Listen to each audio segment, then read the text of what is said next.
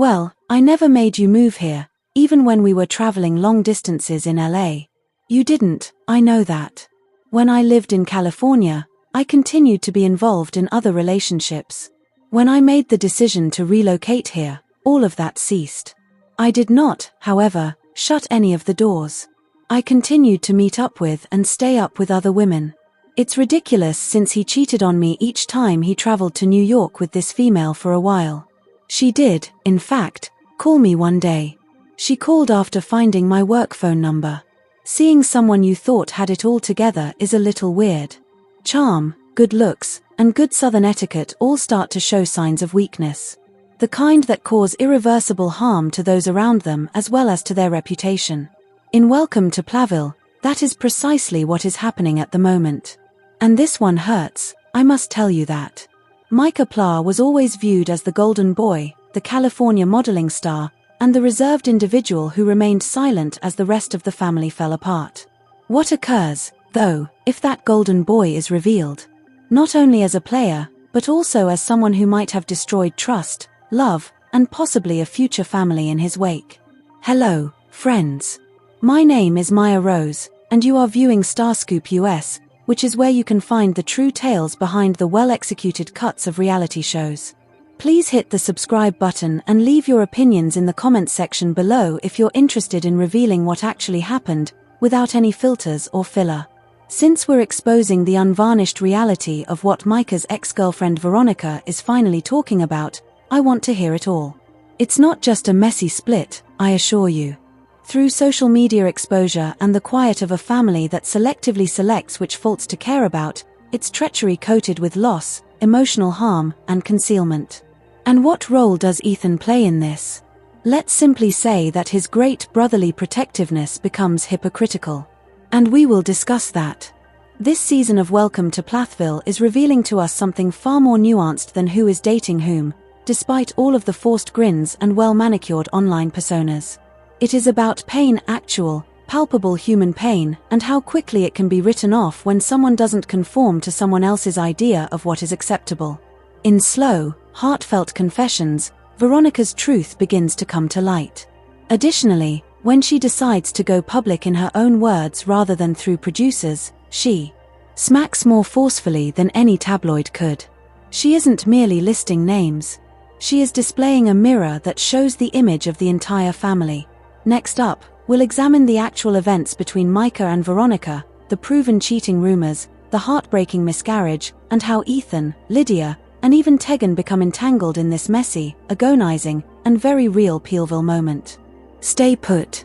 It's only getting started. At first glance, the connection between Micah and Veronica looked almost too serene for the PLA world.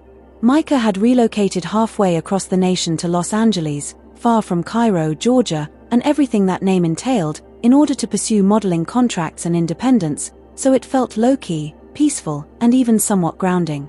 When Veronica first appeared, viewers weren't inundated with excessive conflict or warning signs. Perhaps, though, that serenity is precisely what caused the aftermath to hit her and everyone else so hard. Their connection wasn't given much attention in the beginning of Welcome to Plathville, but it permeated the show through little moments. Social media posts verified their relationship. She would be mentioned by Micah in interviews.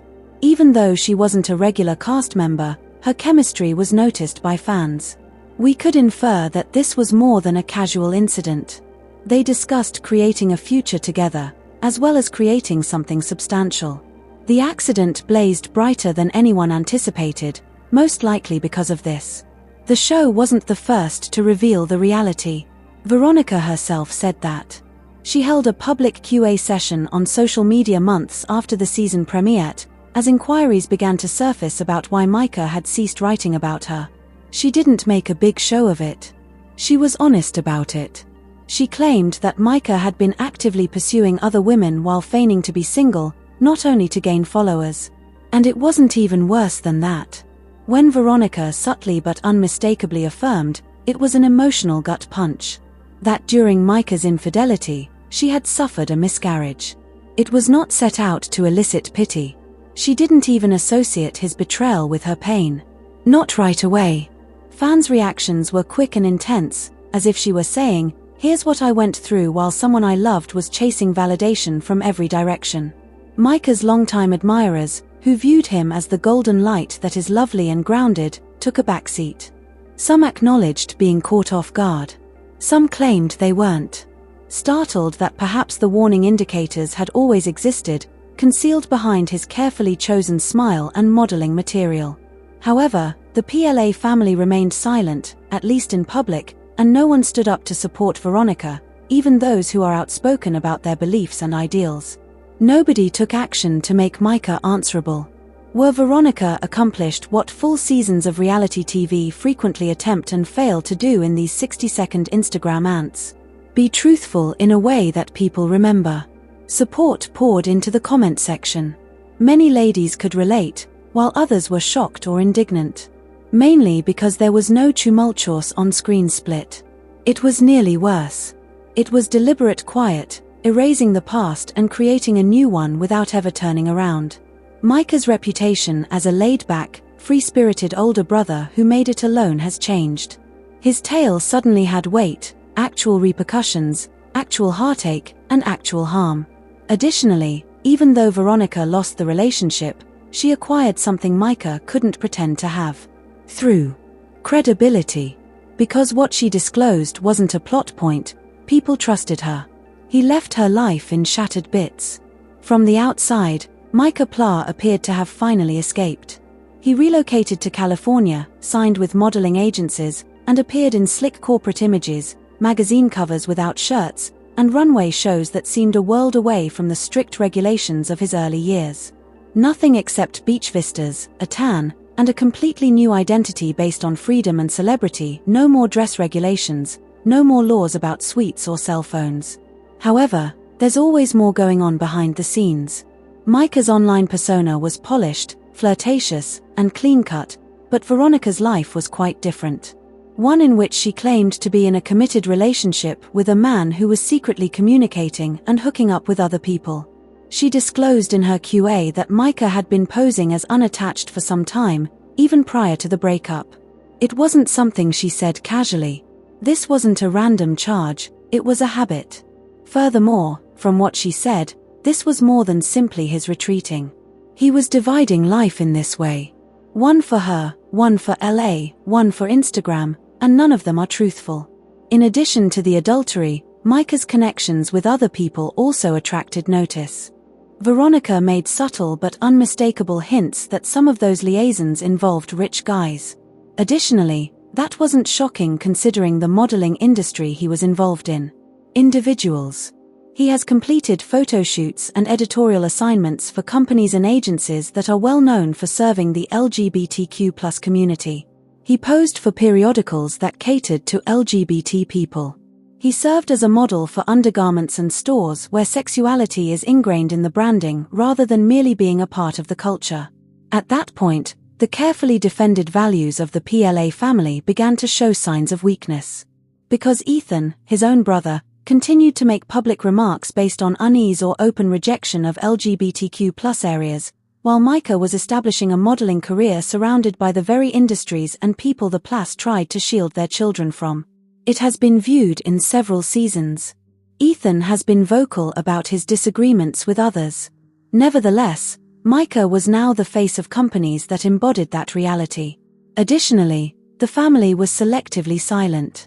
As they didn't respond when Veronica came forward, they also didn't appear to care who was covering Micah's expenses as long as it appeared to be working. The tension is there. Condemn a stranger, defend your own way of life, preach another, and all of a sudden the truth is not just awkward but also inconvenient. We reach the point where Ethan takes Lydia down to voice his concerns about her relationship with Zach, which doesn't seem like a bad thing at first glance, just when you think the Plath family couldn't get any more entangled in their own contradictions. Isn't he the big brother? Cautious, protective, and perhaps even considerate. However, it didn't feel like love the way it unfolded on Welcome to Plathville. It was judgmental. Lydia was also able to sense it. Ethan brings up Lydia and Zach's rapid marriage progress during a visit to the family farm, which causes tension. He states unequivocally that he dislikes Zach.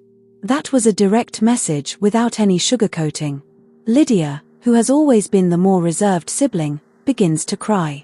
And what she stated in her confessional really got to the viewers. While it's true that Ethan doesn't know Zach, she acknowledged that Ethan also doesn't fully know her. How do you handle criticism from someone who hasn't taken the time to understand your heart? That's heavy. However, nobody seems to be asking about Ethan's personal romantic history or the origins of his current relationship, even as he questions Zach about his motivations. This is where Tegan is useful. When Tegan, Ethan's new love interest, initially appeared, she came across as sweet and gentle. There was nothing about her that shouted trouble. However, it was later revealed that Tegan was active in Plathville's Facebook fan pages prior to meeting Ethan. She understood the dynamics, had studied the family, and reached out after finding out who Ethan was. Look, connecting online is not a sign of weakness. People constantly meet on applications. However, it doesn't make sense to criticize someone's spouse for hurrying into marriage when your own girlfriend literally DM'd you from a fan site. As well as Veronica. She immediately saw that double standard. The family had been warm at first, then flipped, she stated in a private interview with Tegan. Furthermore, her speech wasn't an emotional tirade. It was quiet. It was measured. It was also truthful. She was pulling away from Micah, but also from the way this family chooses who deserves grace and who doesn't. Fans are increasingly criticizing this type of selective morality. Zach, who has been quiet and respectful, is dragged. Without a word, Tegan, a woman who practically came on board as a fan, is accepted. Lydia must give her consent, but Ethan is free to date anyone at any time. It's one of those times when the focus of reality TV shifts from drama to control. Additionally, the audience no longer accepts the justifications. It wasn't about who cheated or who moved on. It was one of the most brutal and devastating moments in all of this. Veronica admitted that she placed the blame on herself. Sitting on camera with her face in agony and tears in her eyes, she said that she felt too big, too muscular, not feminine enough, and not good enough to keep Micah faithful, something that many people can identify with but few publicly express. Furthermore, if you have ever experienced betrayal, you are aware that this type of self-doubt is not unexpected. It's the silent embarrassment that creeps in when you have unanswered questions and no answers. No one yelled at Veronica. She refrained from snapping. She simply hurt. And it was difficult to witness her go through that in real time. It's so profoundly human, not simply because it's depressing. People are frequently portrayed as characters on reality TV, categorized as the envious chick or the scorned ex. However, Veronica is not a cliché. She is a real individual who lost what she believed to be reliable. A future, a relationship, and, according to what she told her fans, a child. Betrayal is combined with a Miss Carr's silent anguish. Drama isn't that. That is the most agonizing aspect of actual life. The speed at which social media can magnify those events is even more devastating. Half of the internet begins to take sides, viewers conjecture, gossip, and pages misrepresent her statements. However, Veronica's choice of appearance was different. She chose to use her voice and platform to share her experience rather than vanishing or letting others do so. She didn't make a show of it. She didn't spin it in the press. She just said, "Ask me anything." She then gave an honest response. She did the exact opposite, which was surprising for a lady who had every motive to remain silent, to fade away, and to avoid the embarrassment. She continued to walk despite the flames. That isn't resentment. Strength is that. Admitting that the worst aspects of someone else's actions caused you to doubt your own value requires a different kind of strength. It was not necessary for her to go public. She was not compelled by any contract. The hardest days of her grief were not documented by any camera crew. However, she decided to speak for clarity rather than attention. And because this wasn't a controversy, people are finally beginning to recognize that. For amusement. It was a survival tale. Furthermore, Veronica handled it with more poise than anyone had anticipated. Veronica accomplished something uncommon in a world when being famous is so frequently accompanied by spin and silence. She raised her voice. Getting attention and spilling tea weren't the only goals of those Instagram QA sessions. They were about taking back the space that had been silently denied to her.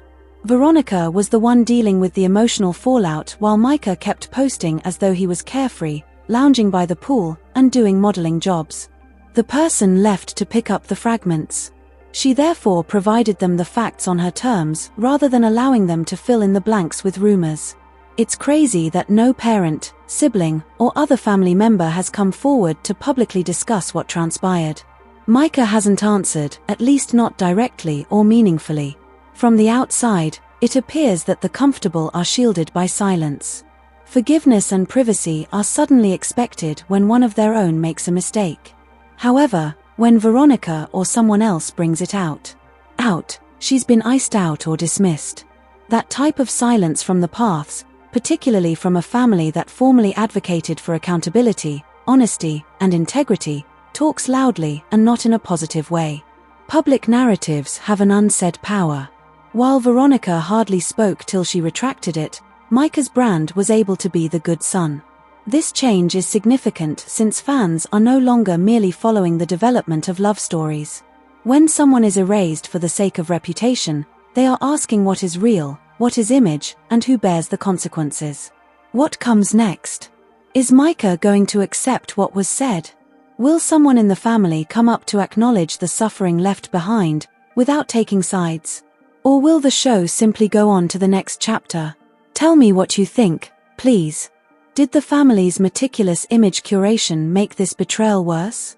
Does it hurt worse when people talk about values but then stop talking about their own? And let's discuss it in the comments section. Additionally, be sure to subscribe if you want more of this kind of unvarnished, honest truth. Here at Starscoop US, I'm Maya Rose, and we give voice to the narratives that reality TV attempts to ignore.